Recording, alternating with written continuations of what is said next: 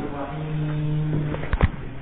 والحمد لله رب العالمين، والصلاة والسلام على أشرف الأنبياء والمرسلين محمد وعلى آله الطيبين الطاهرين.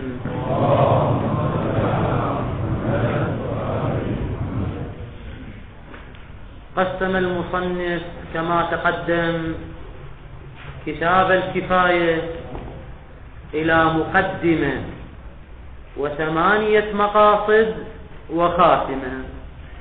أما المقدمة فقد كانت في 13 أمرا، وبحمد الله ومنته انتهينا من المقدمة بأمورها 13، ونشرع الآن في بيان المقاصد.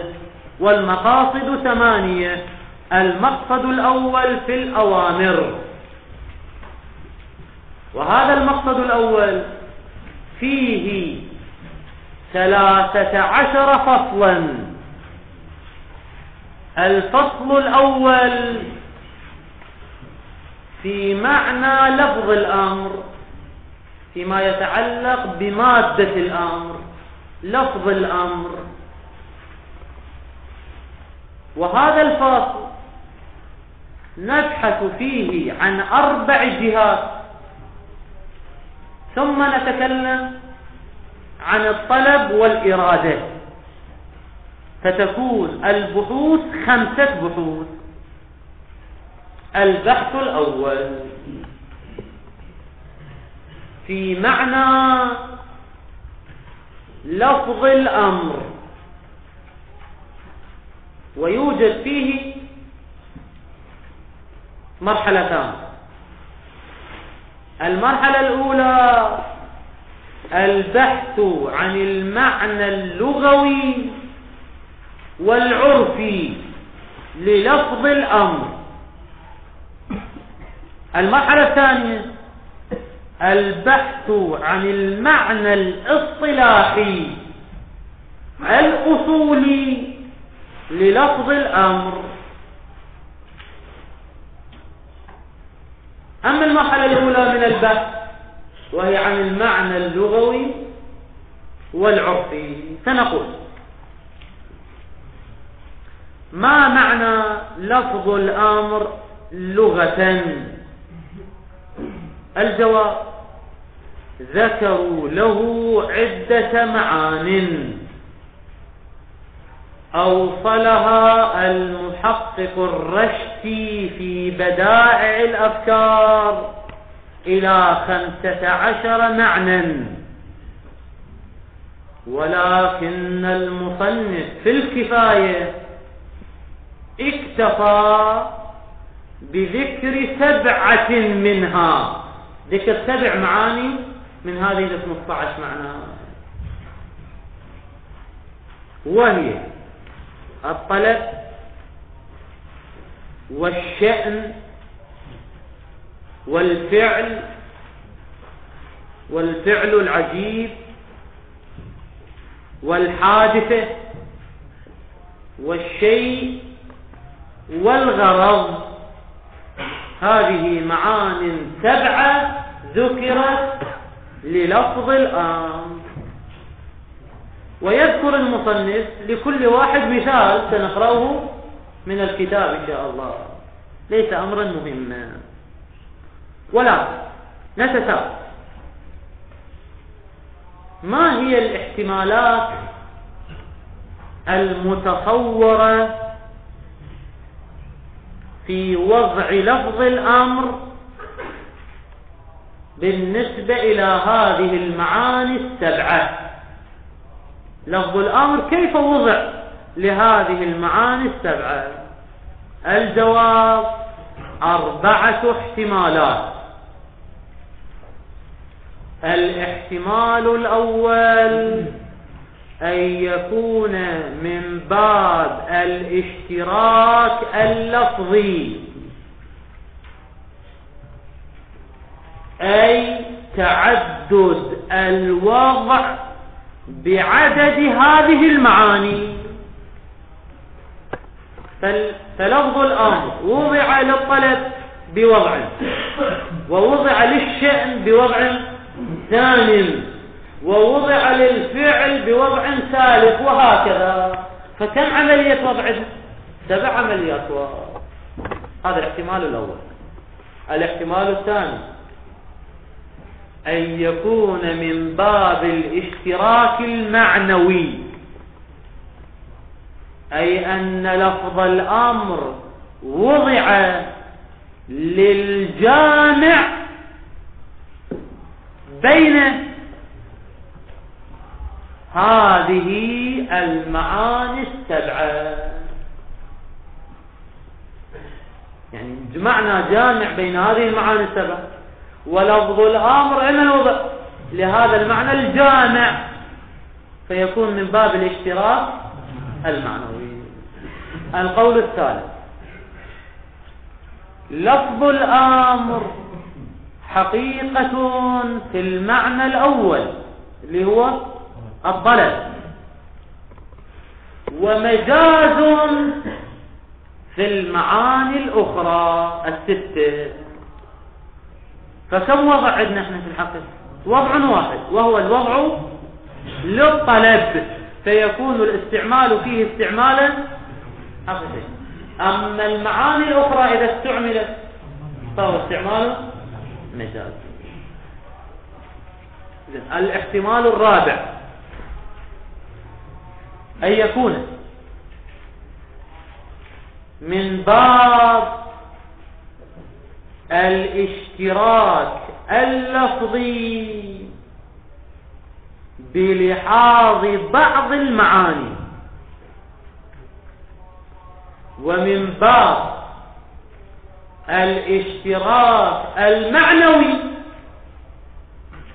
بلحاظ البعض الآخر. هذا احتمال. هذا الرابع. هذا احتمال الرابع سنتوقف عنده تفصيلا لاحقا، مو الآن. أما الآن نسأل: أي الاحتمالات الأربعة هو الاحتمال الصحيح؟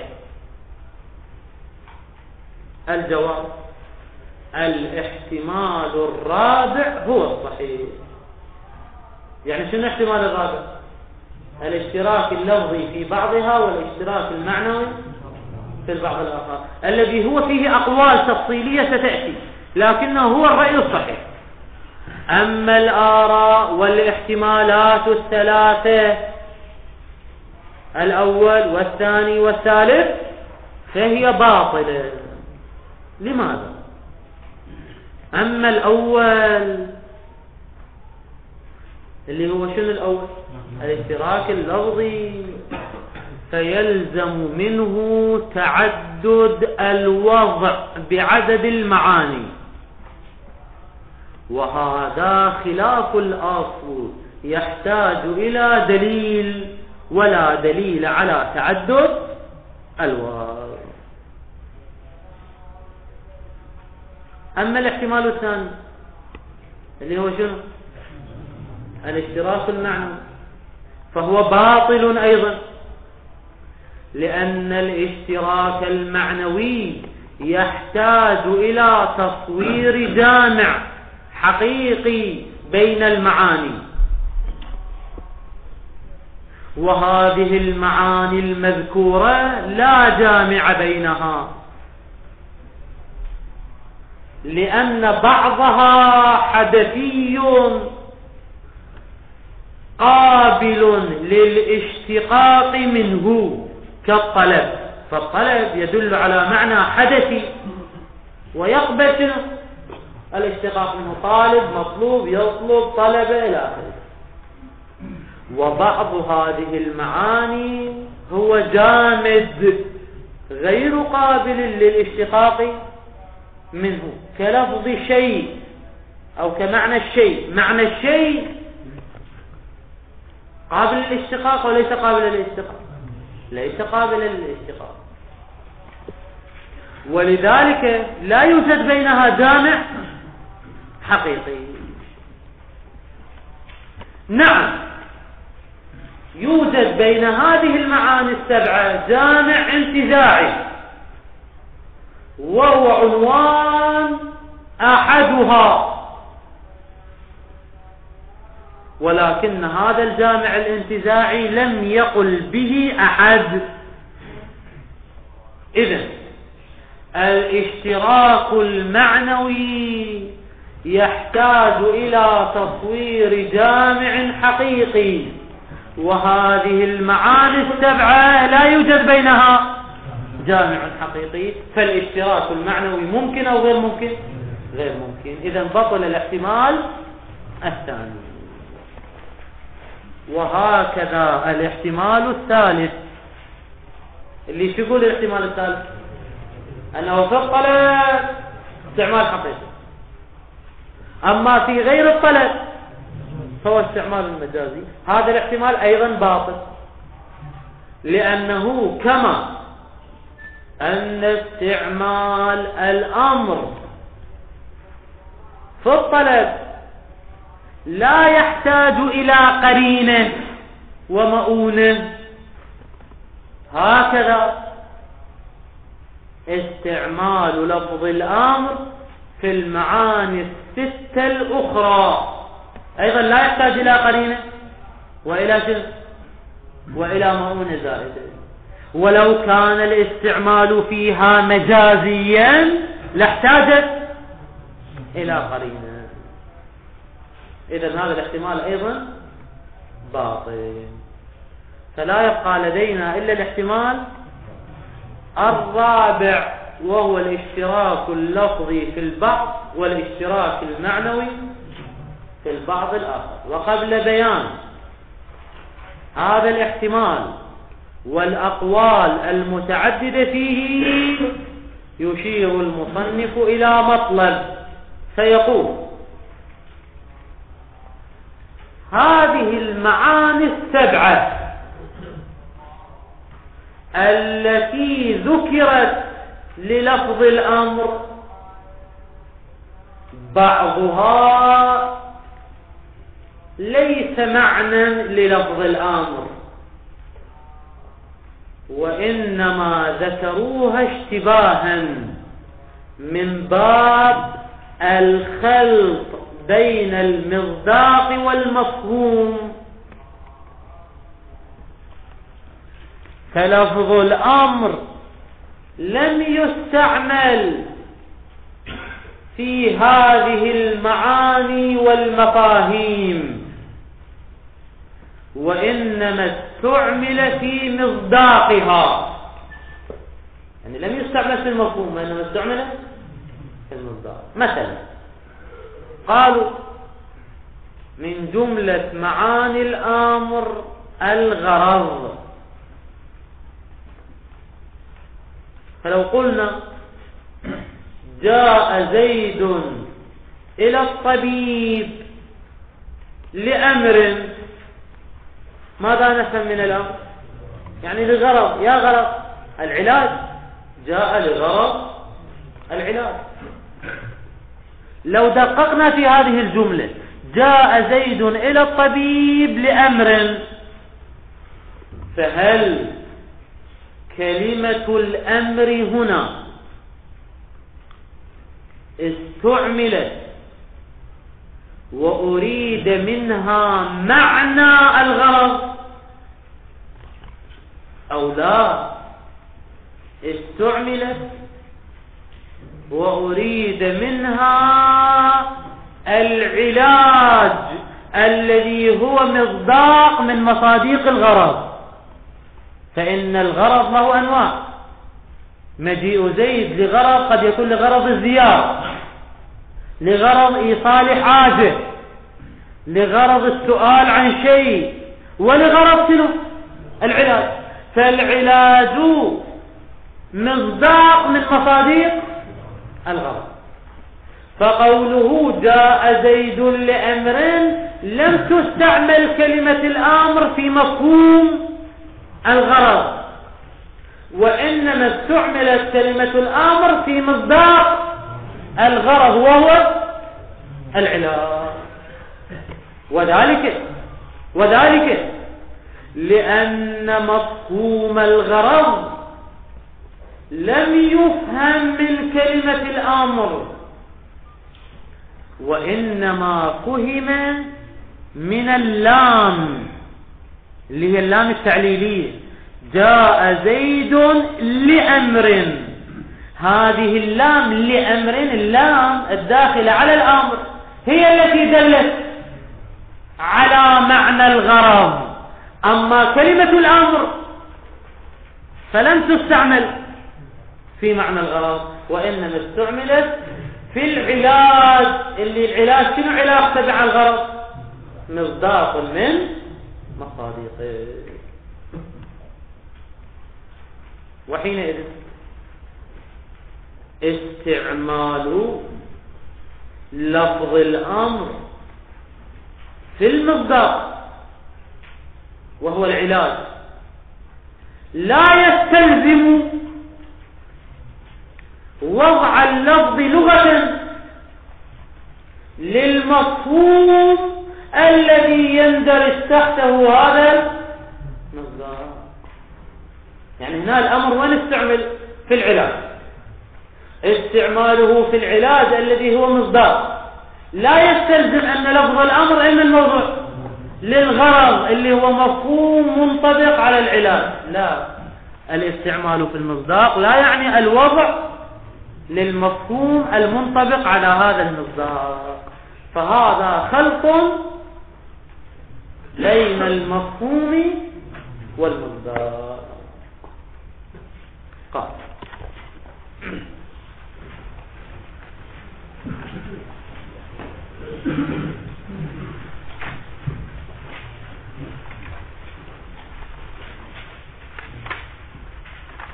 المقصد الأول في الأوامر، وفيه فصول 13 فصلا.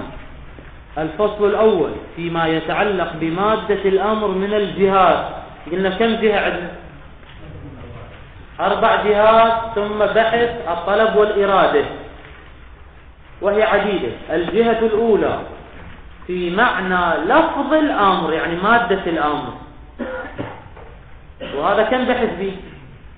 بحثين، بحث لغوي وبحث اصطلاحي. أما البحث اللغوي أنه قد ذكر للفظ الأمر معان عدة أوصلها البعض إلى 15 معنى، نذكر 7 منها الطلب.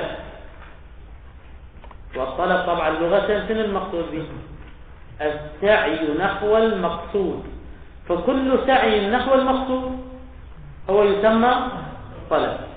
منها الطلب كما يقال أمره بكذا، يعني شنو أمره بكذا؟ يعني طلب منه كذا. ومنها الشأن كما يقال شغله أمر الدار أو أمر الدرس أو أمر السفر. يعني شنو شغله؟ شأن الدار والسفر والدرس وغير ذلك. ومنها الفعل كما في قوله تعالى وما أمر فرعون برشيد، يعني وما فعل فرعون برشيد. ومنها الفعل العجيب كما في قوله تعالى فلما جاء أمرنا، اللي هو المطر أو الريح الصفر أو غير ذلك، اللي هو فعل عجيب، فعل إلهي عجيب. ومنها الشيء كما تقول رأيت اليوم أمرا عجيبا، يعني شنو أمرا عجيبا؟ يعني شيئا عجيبا. ومنها الحادثة رأيت اليوم أمرا شنو؟ أخافني، يعني شنو؟ يعني حادثة أخافتني مثلا. ومنها الغرض كما تقول جاء زيد لأمر كذا، يعني لغرض كذا كما قلنا للعلاج مثلا. ولا يخفى أن عد بعضها، يعني بعض من هذه المعاني السبع من معانيه، معاني من معاني لفظ الأمر، ولا يخفى أن عد بعضها من معانيه هو من اشتباه المصداق بالمفهوم. هذا خلط بين المفهوم والمصداق. لماذا؟ تعليل لقوله لا يخفى ضرورة أن الأمر في جاء زيد لأمر، جاء زيد للطبيب لأمر، ما استعمل، هاي الماء ناسية، ما استعمل في معنى الغرض، يعني لم يستعمل في معنى الغرض، يعني لم يستعمل في المفهوم، وإنما استعمل في المصداق. زين، يا هو اللي دل على معنى الغرض ومفهوم الغرض؟ اللام، أن الأمر في جاء زيد لأمر ما استعمل في معنى الغرض، بل اللام قد دل على الغرض، اللام الداخلة على الأمر هي التي دلت على معنى الغرض. نعم، يكون مدخوله، مدخول من؟ مدخول اللام، مصداقه، مصداق من؟ مصداق للغرض، اللي هو قلنا العلاج مثلا، العلاج مصداق من مصادق الغرض. فافهم لعله، أولا لعله إشارة إلى أن اللام لا تدل على الغرض ومعنى الغرض دائما. هو شنو قال قبل شوي؟ بل اللام قد دل على الغرض. نقول هذا أمر مو دائم، أحيانا تدل على الغرض كما في هذا المثال، وأحيانا أخرى لا تدل على الغرض، كما لو دخلت على نفس الغرض. يعني شو تقول؟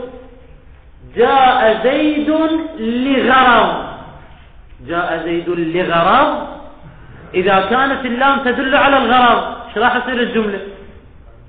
جاء زيد غرض غرض، وهذا لا معنى له. فإذا اللام ليست دائما تدل على الغرض. أو لعل قوله فافهم إشارة إلى أن كلمة أمر ليست دائما تستعمل في المصداق، مصداق الغرض، بل أحيانا تستعمل في مفهوم الغرض، وذلك بأن نفرق بين وقوع الأمر مضافا لغيره وبين الاتيان به مطلقا.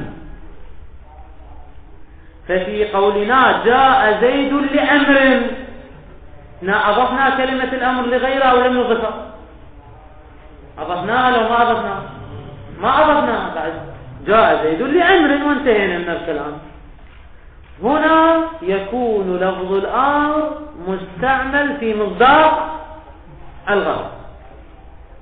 أما لو جعلناها مضافة وقلنا جاء زيد لأمر العلاج، يعني أضفنا إليها شنو؟ كلمة العلاج. فكلمة الأمر الأولى لا تكون مستعملة في المصداق، وإلا لو استعملت في المصداق لصارت الجملة جاء زيد للعلاج العلاج. فلا بد أن نستعمل كلمة الأمر وين؟ في مفهوم الغرض، يعني جاء زيد لغرض العلاج. إذا نفرق بين كونها مضافة وبين كونها غير مضافة. إذا كانت مضافة إلى كلمة أخرى فهي مستعملة في المصداق أو المفهوم، فهي مستعملة في المفهوم. أما إذا كانت مطلقة وغير مضافة فهي مستعملة في المصداق. هذا احتمال ثاني. احتمال ثالث، لعل المراد من قوله فتحا هو أن قولك أيها المصنف أن عد بعضها من معاني من اشتباه المصداق بالمفهوم، قولك هنا غير دقيق. لماذا؟ لأنه متى يصدق الاشتباه بين المصداق والمفهوم؟ الجواب يكون في صورة كون اللفظ موضوعا للمصداق، ولكن يراد جعله موضوعا للمفهوم، أي أن اللفظ وضع للمعنى بالحمل الشائع، يعني للمصادر، ولكننا نريد أن نجعله موضوعا للمعنى بالحمل الأولي اللي هو مفهوم. حينئذ نقول هذا اشتباه وخلط المفهوم بالمصداق. أما كلامنا في المقام فليس كذلك، لأن كلامنا في المقام في دلالة لفظ الأمر على معنى من المعاني في قبال المعاني الأخرى، وهذا المعنى من المعاني وإن كان مصداقا لمعنى آخر، لكن هذا لا يسمى اشتباه المفهوم بالمصداق، لأن الأمر متردد بين معنيين أو أكثر، لا بين مصداق ومعنى ذلك المصداق. فهذا خلط من قبل المصنف، أصلا كلامه ليس دقيقا، وقد أشار إلى هذا الإشكال المحقق الأصفهاني قدس سره. إذن قوله فهم لعله إشارة إلى أحد هذه الأمور الثلاثة التي ذكرناها. النتيجة نرجع للمصدر. إذن بعض المعاني المذكورة للفظ الأمر إنما هي من باب الخلط بين المفهوم والمصداق، ومثلنا له بالغرض، فإن الغرض حينما نقول جاء زيد لأمر هذا خلط بين المفهوم والمصداق. وهكذا الحال بالنسبة إلى المعاني الأخرى كمعنى الشأن ومعنى الفعل ومعنى الحادثة، وكل هذه الأمور إنما يستعمل فيها لفظ الأمر لا في المفهوم، وإنما يستعمل في المصداق، فعدها من معاني الأمر هو خلق المفهوم بالمصداق. قال وهكذا الحال في قوله تعالى فلما جاء أمرنا، فإن الأمر هنا يكون مصداقا للتعجب لا مستعملا في مفهومه، مفهوم التعجب. وكذا في الحادثة والشأن، أيضا في الحادثة يستعمل الأمر في المصداق لا في المفهوم، وكذلك في الشأن يستعمل في مصداق الشأن وليس مفهوم الشأن. زين شو يترتب على ذلك؟ يترتب على ذلك أنه لفظ الأمر استعمل في المصداق، والاستعمال في المصداق لا يعني وضع اللفظ علما لذلك المعنى الذي يندرج تحته المصداق. فمعنى الأمر متعدد أو ليس متعددا؟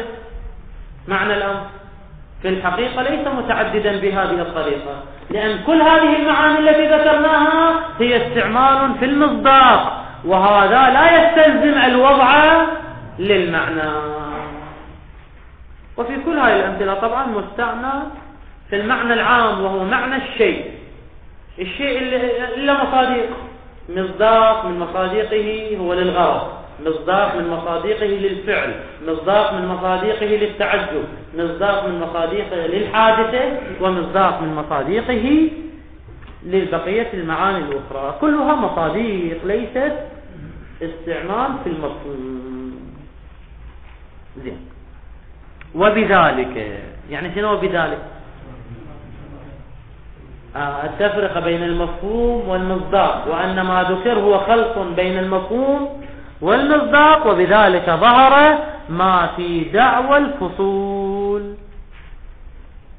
نقطة قبل أن نذكر هذا الكلام نقول نرجع إلى أصل المطلب اللي هو شنو أصل المطلب؟ وما نسينا قلنا كم احتمال عندنا؟ 4 احتمالات. أبطلنا الأول وأبطلنا الثاني وأبطلنا الثالث، وقلنا الاحتمال الرابع هو الصحيح. وقبل بيان الاحتمال الرابع أشرنا إلى مطلب اللي هو مطلب، وهو الخلط بين المفهوم والمصداق. انتهينا من هذا المطلب إلا نرجع للاحتمال الرابع، فنقول الاحتمال الرابع اللي هو يكون في بعض المعاني من المشترك المعنوي، وفي بعض المعاني هو من المشترك اللفظي. هذا المعنى الرابع اللي هو المعنى الصحيح فيه أقوال في كيفية بيانه. أقوال: القول الأول ما ذهب إليه صاحب الفصول، حيث قال: لفظ الأمر موضوع لمعنيين على نحو الاشتراك اللفظي، وهما الطلب والشأن. فكم وضع عندنا في الحقيقة؟ وضعان: وضع للطلب ووضع للشأن.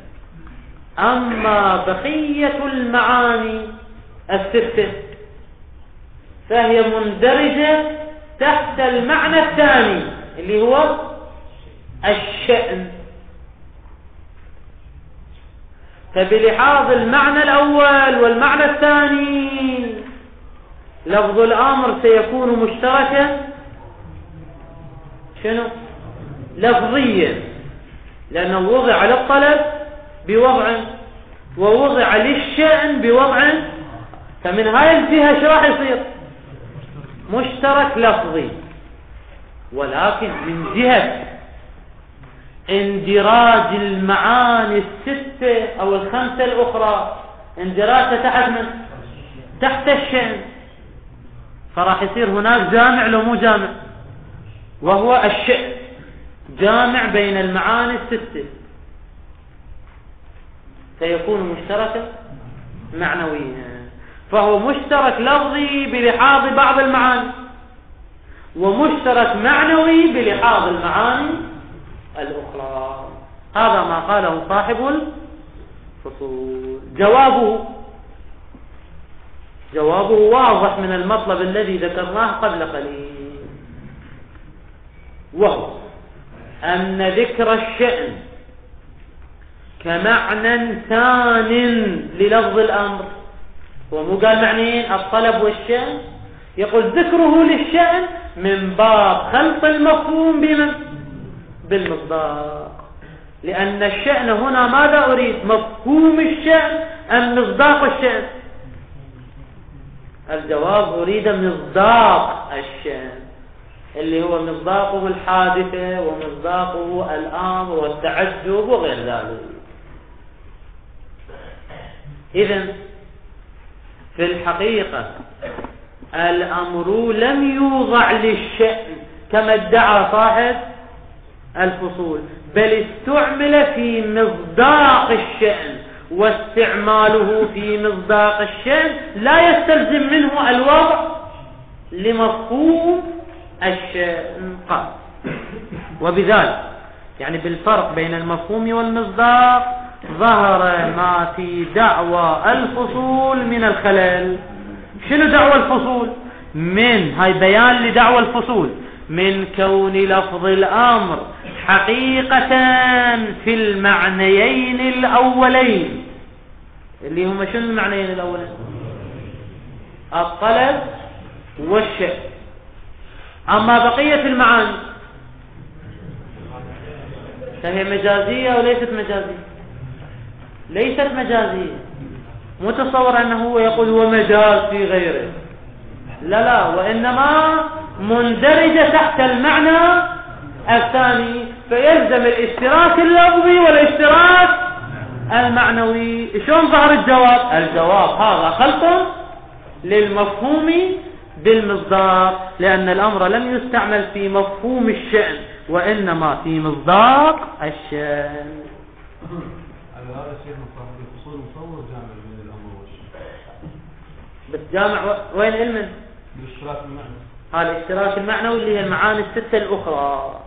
طبعا هذا هم نستشكل عليه، أنه المعاني الستة الأخرى شلون وجدت جامعا حقيقيا بينها، هي مقولات مختلفة، فمن أين حصلت على الجامع؟ إن قلت لا عنوان انتزاعي نقول هذا جامع انتزاعي لم يقل به أحد. هذا القول الأول. القول الأول وين؟ في الاحتمال الرابع، وهو الاشتراك اللفظي والمعنوي. عندنا قولان، القول الأول ما ذهب إليه صاحب الفصول، القول الثاني ما يذهب إليه المصنف، ويقول لفظ الأمر موضوع لمعنيين. المعنى الأول هو الطلب، والمعنى الثاني هو الشيء، على نحو الاشتراك اللفظي، أي وضع للمعنيين بوضعين. أما المعاني الأخرى، المعاني الأخرى وين تندرج؟ الشيء والحادثة والأمر العجيب والفعل هاي كلها وين تندرج؟ وين تندرج؟ تحت الشيء. شلون تحت الشيء؟ تحت الشيء تندرج تحت الشيء اللي هو يا معنى المعنى الثاني. فيكون اشتراك لفظي من أي جهة؟ من جهة وضعه للطلب ووضعه للشيء، ويكون مشترك معنوي بلحاظ اندراج المعاني الأخرى تحت الشيء، فيكون مشترك لفظي ومعنوي. قال ولا يبعد دعوى كون لفظ الأمر حقيقة في الطلب والشيء، يعني وضع بوضعين. الوضع الأول للطلب، طبعا يا طلب في الجملة، يعني شنو في الجملة؟ مع غض النظر عن التفصيلات التي ستأتي من العالي إلى الداني على نحو الوجوب، هاي كلها القيود الأخرى التي ستأتي. نحن نقول في الطلب في الجملة مع غض النظر عن تلك التقييدات التي ستأتي. ولا يبعد دعوى كون لفظ الأمر حقيقة في الطلب وحقيقة في الشيء، فله معنيان، فهو مشترك لفظي. أما المعاني الأخرى فهي مندرجة تحت كلمة الشيء، هذا بحسب العرف واللغة. أما بحسب الاصطلاح، هذا البحث الثاني أو المرحلة الثانية من البحث. بحسب الاصطلاح لفظ الأمر وضع للقول المخصوص، وقد ادعى على ذلك الإجماع جملة من الأصوليين، منهم صاحب الفصول. قال أجمع علماؤنا على أن لفظ الأمر في الاصطلاح الأصولي نقل من معناه اللغوي إلى معنى جديد، والمعنى الجديد هو القول المخصوص، والمراد من القول المخصوص هو صيغة الأمر، يعني صيغة افعل. لفظ الأمر موضوع للدلالة على صيغة افعل. يعني حينما نقول أمره بكذا، يعني شنو أمره بكذا؟ يعني قال له افعل، فلفظ الأمر موضوع لصيغة افعل. هذا شنو بحسب الاصطلاح؟ هذا إجماع، لكن سيأتي الإشكال عليه. قال وأما بحسب الاصطلاح فقد نقل الاتفاق والإجماع على أن لفظ الأمر حقيقة في القول المخصوص، اللي هو شنو القول المخصوص؟ يعني صيغة افعال. يعني حينما نقول أمر المولى العابد بكذا، يعني شنو أمر؟ يعني شنو أمر؟ يعني قال له افعل. ومجاز في غيره، يعني في غير من؟ في غير هذا القول المقصود. ولا هذا الكلام يرد عليه إشكال، وهو أن هذا المعنى اللي هو صيغة افعل، صيغة افعل بما هو معنى ومفهوم غير قابل للاشتقاق منه، لأنه جامد. صيغة افعل، هاي صيغة افعل كمفهوم لا يقبل الاشتقاق. نعم مصادقه قابلة للاشتقاق، لكن نفس مفهوم صيغة افعال هذا المفهوم مفهوم جامد غير قابل للاشتقاق، مع أنهم قالوا لفظ الأمر قابل للاشتقاق، فنقول أمر يأمر أمرا أؤمر. إذن من جهة صيغة افعال غير قابلة للاشتقاق، ومن جهة أخرى الأمر قالوا يقبل الاشتقاق، أمر يأمر أمرا. إذا لا يمكن النتيجة، إذا لا يمكن أن يكون معنى لفظ الأمر هو صيغة افعال، إذ لو كان معنى لفظ الأمر هو صيغة افعال لما أمكن الاشتقاق منه، والتالي باطل، لأنهم أجمعوا على إمكان الاشتقاق. فالمقدم مثله، يعني شنو المقدم مثله؟ يعني إذن لفظ الأمر غير موضوع لللفظ المقصود. أعيد لك هذا القياس سريعا، قياس استثنائي. لو كان لفظ الأمر موضوعا للقول المقصود اللي هو صيغة افعال لما أمكن الاشتقاق منه، لأنه جامد، والتالي باطل، لأنهم أجمعوا على إمكان الاشتقاق من لفظ الأمر. فالمقدم مثله. إذن الأمر ليس موضوعا للقول المقصود. قال ولا يخفى أنه، أي أنه ضمير شيء عليه، يعني على ماذا عليه؟ على هذا الذي ادعي أنه بالاتفاق هو المعنى الذي وضع له لفظ الأمر. طبعا قلنا هنا صار نقل عدة، نقل من المعنى اللغوي إلى المعنى الاصطلاحي، اللي هو شنو المعنى الاصطلاحي؟ الصيغة المخصوصة. يقول بناء على هذه الصيغة المخصوصة لا يمكن منه الاشتقاق. منه يعني من الأمر. لماذا؟ فإن معنى الأمر حينئذ، يعني شنو حينئذ؟ يعني حين القول إن معناه هو القول المقصود، فإن معناه حينئذ لا يكون معنى حدثيا قابلا للاشتقاق، لأن معناه راح يصير صيغة افعال، وصيغة افعال جامد وليس معنى حدثيا قابل للاشتقاق. زين. مع هذا بيان الإشكال، مع أن الاشتقاقات منه، يعني منه شنو؟ من لفظ الأمر تكون ظاهرا بذلك المعنى المصطلح عليه بينهم. يعني يريد يقول بناء على المعنى الذي ذكرتموه لا يمكن الاشتقاق، بينما قد حصل الاشتقاق في كلمات من أجمعوا على إمكان الاشتقاق.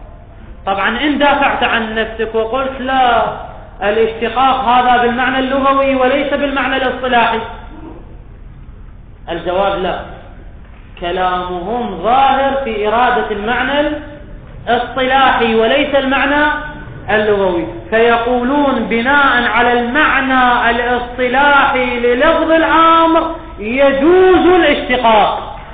نفهم من ذلك أن معنى لفظ الأمر الاصطلاحي ليس هو صيغة افعل، وإلا لو كان صيغة افعل لما أمكن الاشتقاق. لذلك قال مع أن الاشتقاقات منه يعني من لفظ الأمر ظاهرا في كلماتهم تكون بذلك المعنى المصطلح عليه بينهم. يعني الاشتقاقات بلحاظ معنى المعنى الاصطلاحي لا بلحاظ المعنى اللغوي، لا بالمعنى الآخر وهو المعنى اللغوي. فتدبر يعني شنو فتدبر؟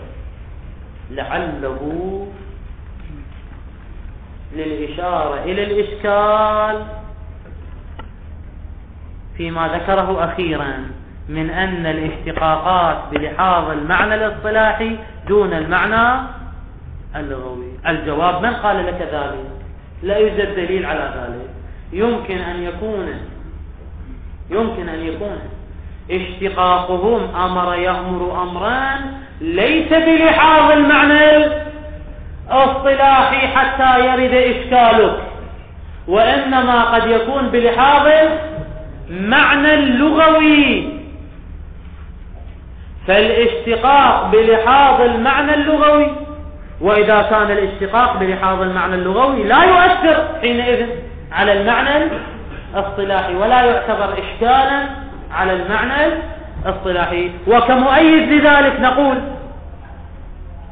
المعنى الاصطلاحي للأمر متأخر، لأنه جاء في الشريعة الإسلامية الأوامر بالمعنى الاصطلاحي متى جاءت؟ بعد مجيء الشريعة، وخصوصا في زمن الإمام الصادق سلام الله عليه. أما الاشتقاقات أمر يأمر أمرا فهو آمر ومأمور، فهي موجودة عند العرب قبل مجيء الشريعة الإسلامية.